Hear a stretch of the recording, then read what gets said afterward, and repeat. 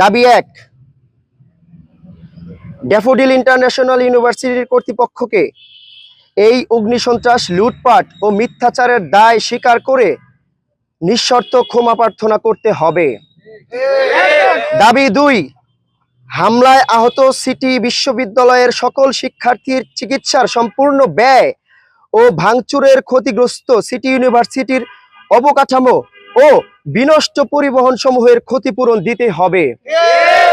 দাবি ৩, যেসব ড্যাফোডিল শিক্ষার্থীর সরাসরি এই ধ্বংসযজ্ঞে জড়িত এবং যারা বিভিন্ন মাধ্যমে ছাত্রদের উস্কিয়ে দিয়েছে তাদের সুস্পষ্ট তদন্তের মাধ্যমে আইনি ব্যবস্থা ও ছাত্রত্ব বাতিল করতে হবে। দাবি ৪, হামলার রাতে বারবার সহযোগিতা চাওয়ার পরও আইন শৃঙ্খলা রক্ষাকারী বাহিনীর সহায়তা না পাওয়ার কারণ খতিয়ে দেখতে স্বাধীন ও নিরপেক্ষ তদন্ত কমিটি গঠন করতে হবে এবং দায়িত্ব অবহেলাকারীদের শাস্তির আওতায় আনতে হবে। শিক্ষকদের মধ্যে হল প্রভোস্ট ইমরান স্যার ছিলেন, আরিফ স্যার ছিলেন। তারা থাকা অবস্থায় আমাদের এই হল প্রভোস্ট যখন এই হামলার মাঝখানে গিয়ে স্টুডেন্টদেরকে বোঝানোর চেষ্টা করে, ড্যাফোডিল স্টুডেন্টদেরকে বোঝানোর চেষ্টা করে মেয়েদের হলের ওইখানে যেখানে মেয়েরা আছে তোমরা সরো, তখন তারা আমাদের প্রভোস্টের উপরে হামলা করে।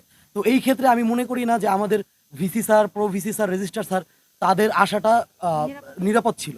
তারা যদি ওই ক্ষেত্রে এইখানে প্রবেশ করতেন তাহলে তাদের উপরে আরো ভয়ানক হামলা হতে পারত। যেহেতু আমরা মনে করি হামলাটা পরিকল্পিত, তাদেরকে টার্গেট করা হতেই পারে। এটা যে যোগ্য শাস্তির দাবি করছি এবং এই যেহেতু এটা একটি পরিকল্পিত হামলা আমরা মনে করছি, তাই আমরা এটাও মনে করতে পারি যে এইখানে তারা ভাড়াটে সন্ত্রাস নিয়ে এসেছিল সাথে করে।